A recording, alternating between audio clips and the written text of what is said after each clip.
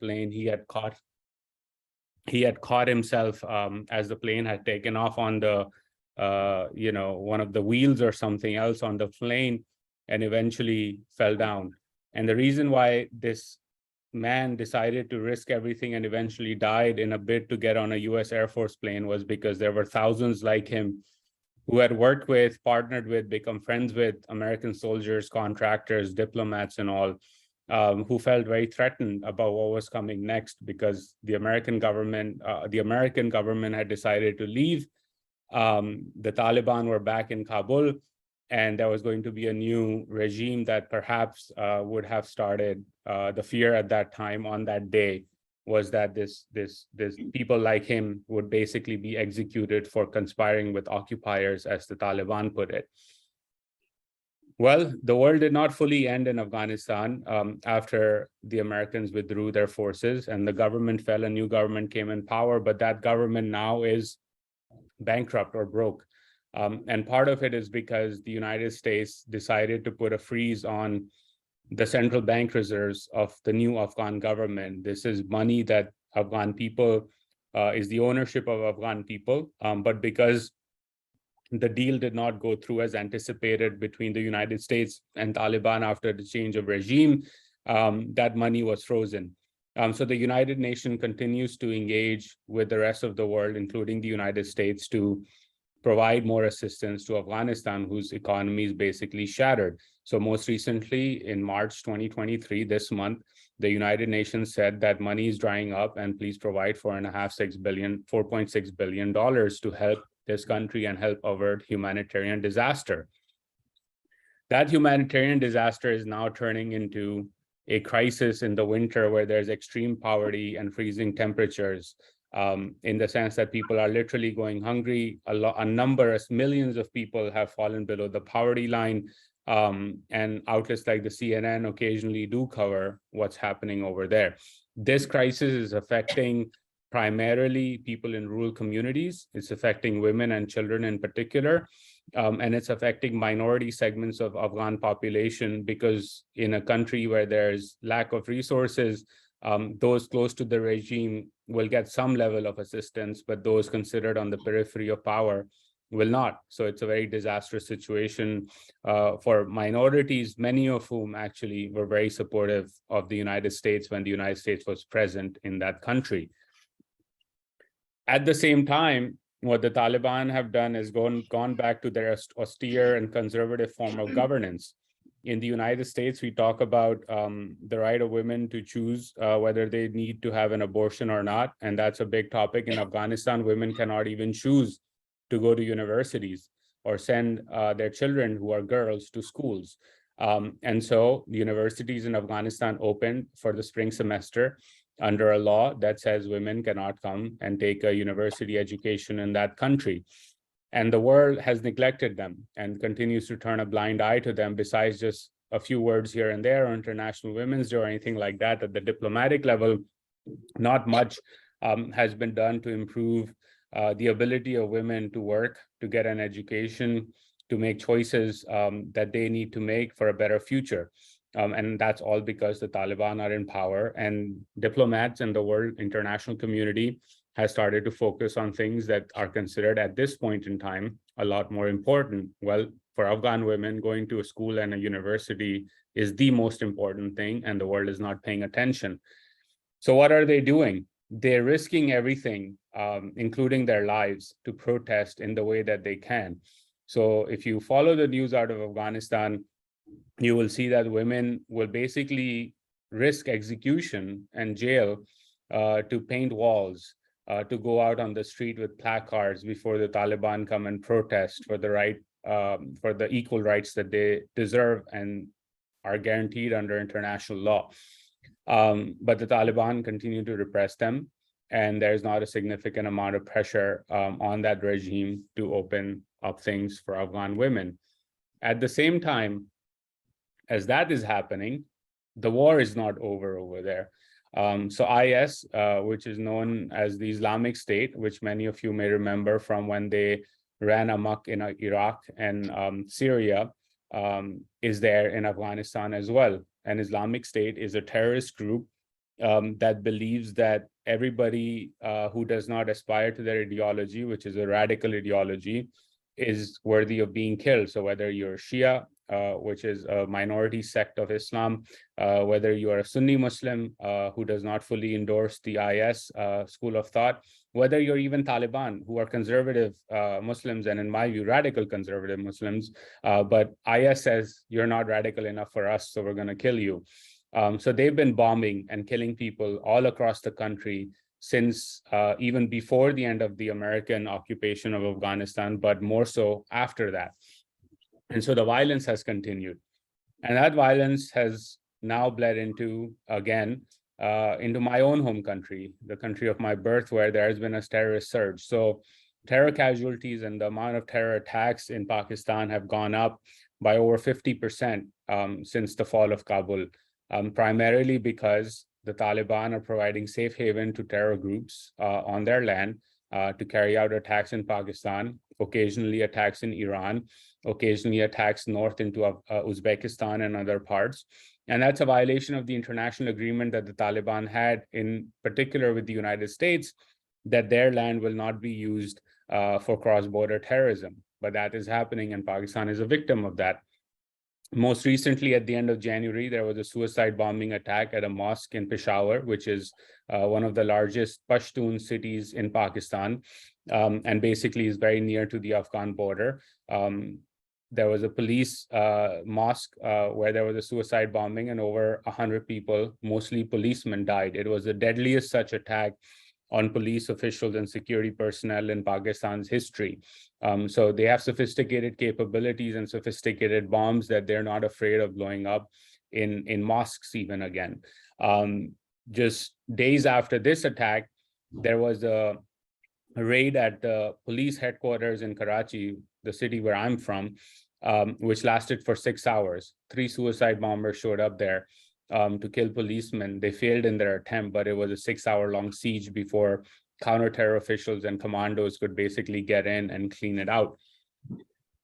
On top of all of this, and this I think is one of the more important areas where folks like yourselves can engage with political leaders in the United States, there are over nearly 2,500 asylum seekers just in the United Arab Emirates alone who are in detention because they cannot go back to Afghanistan.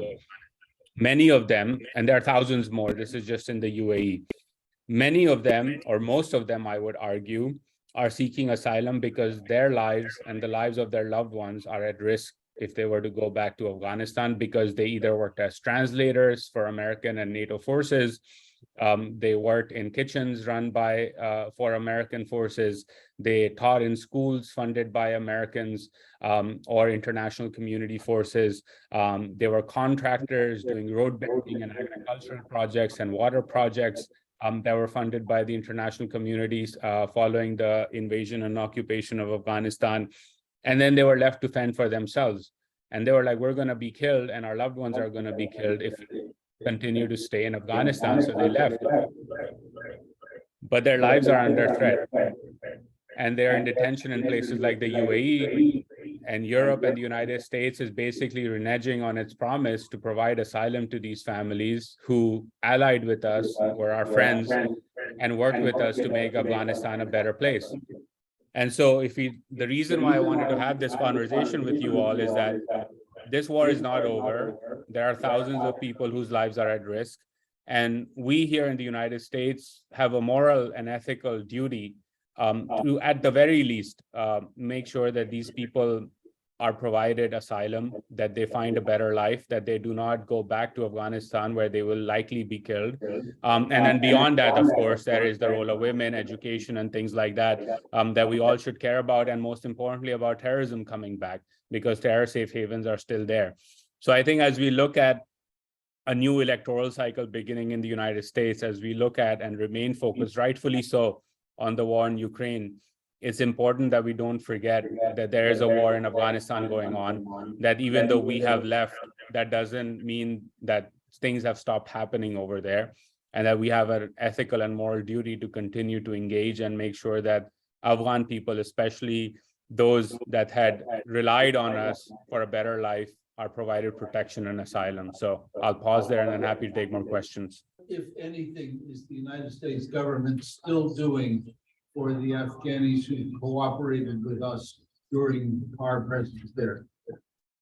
Well, currently there is a process to provide them asylum, and the United States is slowly sort of moving forward with that process. It is also working with allies and other countries, including Pakistan, to make sure that those that are waiting for their clearances are able to live in a place like Pakistan. Apparently in the UAE, it has not been smooth sailing because they're in detention. So there has been some diplomatic engagement through the administration. There's a special representative who's looking after this topic. His name is Tom West, who is leading the charge. But essentially what's happened is that the administration has decided to shift its focus and prioritize other things, including the strategic competition with China. And as I mentioned, the war in Ukraine, which is very important. So the pace of things has dramatically slowed down. But it's not that everything has stopped. It's just that it's not going as fast as, in my view, at least, it should have been. Thank you. Dan? What, if any, interest does China or Russia have in Afghanistan in a geopolitical sense? So that's a great question. This is an area where between the Russians, the Chinese, the United States, and even I would say the Iranians, there is broad alignment on Afghanistan. And the broad alignment on Afghanistan is that all of these countries, including Pakistan, Uzbekistan, Tajikistan, all of their neighbors, and India even, do not want safe havens for terrorists in Afghanistan. And so there's actually broad diplomatic alignment in terms of saying that we need to find a way to, either with the government in Kabul right now, which is the Taliban, or through other avenues, collaborate and make sure that, you know, we're not back in the pre-9/11 era where there are dozens, if not hundreds, of terrorist groups operating out of Afghanistan, because parts of these radical groups are run by Chechens who target Russians. Part of these groups are run by Uzbek terrorists who target Uzbekistan. Part of these groups are Sunni radical groups that like to target Iranian people. Part of these groups are anti-India, so they use Afghanistan as a touching off point, as a basing point.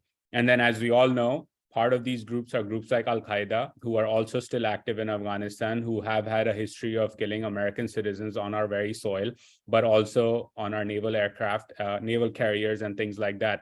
So all of these countries holistically, in a world where there is just so much tension among the great powers, Afghanistan is one country where, broadly speaking, they all have shared interests. Other questions? Go ahead, Christina?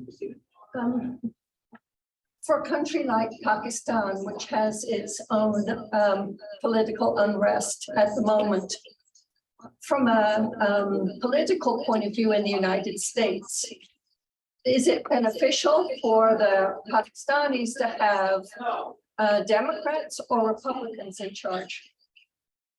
Well, I could spend an hour explaining the history of that problem, but the long and short of this one is that historically, and this again, I'll take a step back before I get into the Pakistan specific part of this conversation. Historically, the Republicans generally have not been shy of coordinating, collaborating, befriending dictators, which then means whether you look at a place like Chile, Indonesia, or in this instance, given your question on Pakistan, the Pakistani armed forces and non-democratic elements of the Pakistani state love working with Republicans, because the Republicans ignore things like human rights, things like democratic backsliding, because it's all about getting national interest as they perceive it front and center and moving on for that. So in Pakistan, there's an element even in the political diaspora that says, well, Republicans work better with us. And the last such moment of that was when Donald Trump was president and Imran Khan was prime minister in Pakistan, and they both got along really, really well with each other. And my siblings, both of whom are psychiatrists, like I was talking to them, well, you know, how did that happen? And they were like, well, two narcissists love going along with each other. And so both of them are actually narcissists, and so they loved each other, and they still do. On the civil society side and the pro sort of democracy elements of the Pakistani Republic, they actually like working with Democrat presidents. Unfortunately, in this particular administration, given the fact that President Joe Biden was vice president under Barack Obama, who dealt a lot with the war in Afghanistan, a lot of the key interlocutors in Washington have a very jaded perspective of Pakistan, which means that they've been unwilling to engage with the country's leadership, even during this crisis that is ongoing in Pakistan and Afghanistan, beyond the regular touch points through the Department of State. And that makes sense. There are a lot of reasons for them to be that jaded. But what that means ultimately is that the United States is not bringing to bear the full force of its own capabilities in a good way in helping resolve this crisis, primarily because the president himself is jaded with that part of the world. And I don't think that's a good thing, because the president and the administration right now perhaps can pretend that, you know, if they ignore that problem, nothing's going to go wrong. But as we know, in the run-up to 9/11, if you ignore a place like Afghanistan for too long, the resurgence of terrorism, the humanitarian catastrophe, and the violence that's going to take place over there is not going to be restricted just to that country. It's going to first destabilize the region, which it already is, as I showed in terms of the growth in terror attacks in Pakistan. But then the next step of that comes into, you know, places like Qatar, where CENTCOM has its forces stationed and American troops are there. And then it goes beyond that. In fact, if you look at the events leading up to 9/11, there were first bombings in Kenya, then the USS Cole was attacked, and then 9/11 happened, right? So these groups build up their capabilities over time. And my position and a lot of my colleagues' position in Washington with the administration has been that ignoring this problem today is only going to cost us a lot more 3, 4, 5 years down the road. Correct me if I'm wrong, based on my reading, it seems that Pakistan turned a blind eye to the Taliban going into Pakistan, and American forces could not go after them. And I could be wrong here, that even the Secret Service of Pakistan was even in cooperation with the Taliban. And the reason for that is that it was in Pakistan's interest that Afghanistan stay weak, because they didn't want them associating with India. So I don't know, some of this I'm sure is wrong, so you can correct me. No, much of this is right. And so you're on point with that. So I'll give you the backdrop of this conflict, starting with going back all the way into the early and mid 1800s, because we have to trace it back to that point. In the mid 1800s, the British waged what was called the First Anglo-Afghan War, which was, they had, you know, colonized the subcontinent, which was basically India at the time, and they were moving westwards, primarily because they saw that the Russians were coming in from the north all the way and potentially into the Arabian Sea, to the warm waters that the Russians, even to this day, yearn for, right? And so the British sent a force into Kabul. That invasion failed. They came back into Peshawar. That became the frontier of the British Empire in the subcontinent. Then a few years pass by, the second invasion happens, which is known as the Second Anglo-Afghan War. Again, the great game was afoot. The British made another attempt. And there's a fantastic book about this called Return of a King by a fantastic historian called William Dalrymple, who's documented that invasion as well. The Afghans again resisted, and the British came back, and Peshawar became the de facto sort of frontier of that conflict.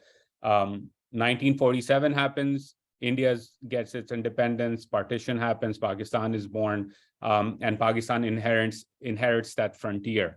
But that frontier, which is known as the Durand Line, is a disputed border the Afghan governments, including the current Taliban government, does not accept it as the border. It's a legacy of the British colonial rule over that part of the world. So it always was a bit of a tension point since 1947. In the 80s, when the Russians came into Afghanistan and invaded the country, Pakistan worked with the Reagan administration and the United States and Saudi Arabia, among others, to wage a jihad in Afghanistan against the Russians to bleed them dry, which eventually worked. The Russians withdrew in 1989, and soon thereafter, the USSR collapsed. The Soviet Union was gone. The Pakistanis have always had this view that they need a more compliant actor in Kabul, much like the British before them, to be able to guard that frontier. In my view, that's always been a flawed policy, because what that has done is that it's allowed or enabled the Pakistani state or elements of the Pakistani state to partner with radical elements that then come back and create instability within Pakistan. So after 9/11, fast forward, and I've gone through centuries of explanation in about 5 minutes, so I'm missing a lot of things here. After 9/11, the United States allied, at that time, as I said, George Bush was president, a Republican. There was a military dictatorship in Pakistan by General Musharraf. They became buddies and waged this war. But then Pakistanis played a double game, absolutely.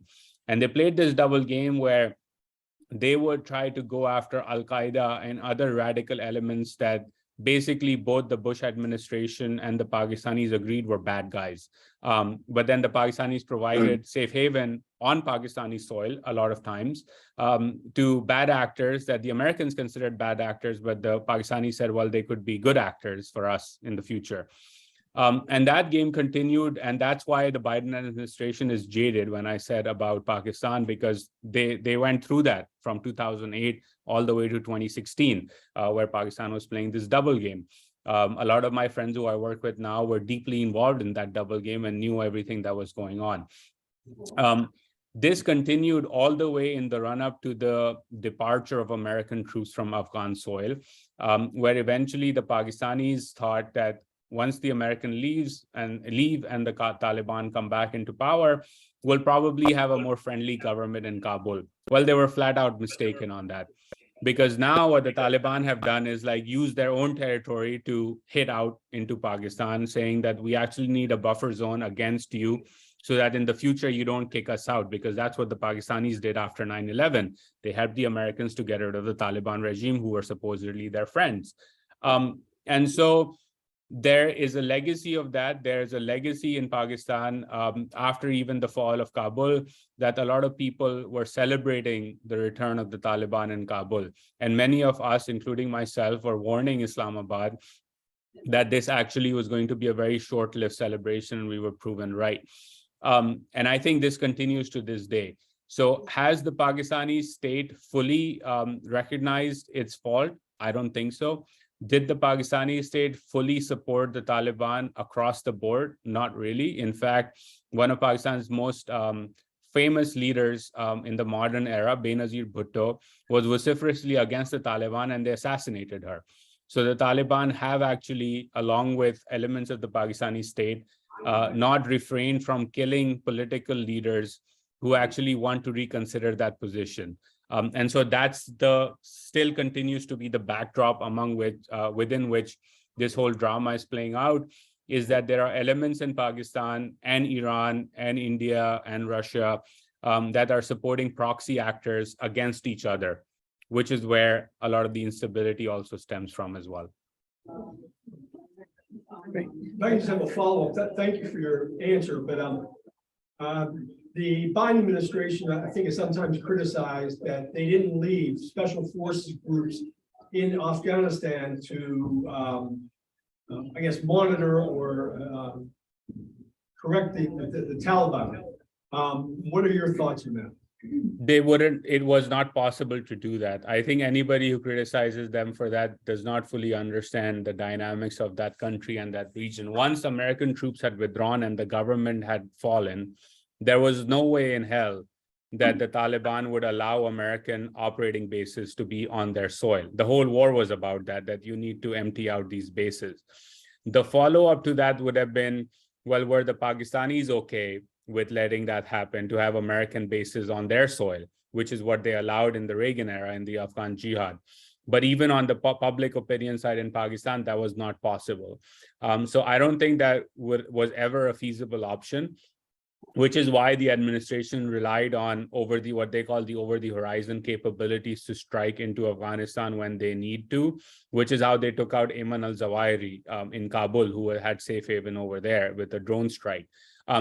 The problem now for the United States, and oh, by the way, I forgot to mention in my previous answer, in the entire run-up of this double game, Osama bin Laden was found on Pakistani soil in Abbottabad, which is basically the town that hosts the Pakistani West Point, right? So American forces came in, did a covert action, and killed this guy. So we have that capability to strike both in Pakistan and Afghanistan when we choose to. When there's a real threat, and the Biden administration showed that it's willing to do that when somebody like Ayman al-Zawahiri needs to be taken out. The challenge for the administration now is that because there aren't any intelligence assets in Afghanistan or in the border regions with Pakistan, the human intelligence part of this is very weak now in that region for the United States in particular. And we live in an era of technology, so a lot of people tend to think that, well, you have satellite imagery, you can fly drones over to still get really good intelligence. But based on my conversations with folks, human intelligence is still the gold standard. And if you don't have intelligence operatives from the CIA, from other intelligence agencies who are your friends on the ground, it's very difficult to know what's going on fully, because the enemy also knows you have the satellites, so they're going to try to hide everything that they can. So I think that's where there's a bit of a tension. But again, given the scenario and given the way and pace at which Kabul fell, which, by the way, not many expected, even the Pakistanis did not expect that to happen that fast. There was just no way the United States could have kept any operating bases on Afghan soil or even on Pakistani soil. Right, go ahead, Lynn. Yeah, I would just like to know what we as individuals can do. I mean, you're encouraging, individuals to stay engaged and to help out. My question is how. Yeah, so look, I mean, at the political level, right? Great. I'm just without, with regard to still supporting Afghanistan. Sure. So, I mean, at the individual level and as folks who are politically involved, right, I think as you engage with your local representatives who are here in Washington, senators who come by in fundraising conversations with the party and its members, et cetera, just ask about, well, what are you doing about the Afghan people who are still seeking asylum and who are detained in the United Arab Emirates or waiting for their visas in Pakistan, or have applied but have not heard and are stuck in the CENTCOM base in Qatar? What are you doing about them? And I think that's the least that we can do, in the sense that it's hard, I understand, to continue to follow the developments in terms of what's happening to women over there or what the Taliban are doing. And frankly, the US, sort of from a foreign policy perspective, we have other priorities. But the least at the individual level we can do is just continue to ask about and encourage our political leaders, those with influence, to do more for these folks who are seeking asylum, because ultimately they bet on the United States of America, much like the Ukrainians are betting on the United States of America. And it's not right for us to forget about them. And that's the least that we can do. And I think just asking that question, can you tell me about what our policy is and what are we doing to more quickly provide asylum and protect these people who are our friends and our allies? Can you update me on that? Is the starting point for that. And just a real quick follow-up, are there specific organizations, international organizations that we can support that are working with, the plight of the women and girls and children in Afghanistan? So there were quite a lot of them, but since the fall of Kabul, a lot of the INGOs have had to either cut down or leave the country altogether because of how repressive it got. So the United Nations is the best place, and the UNDP has a number of programs that they're still continuing to run. What I can do is share with Brenda a few of the organizations that are still quite active in this space. so that you all are aware of the ones that are, still there, but not, even just they're working with the UN, not directly associated with them. Thank you.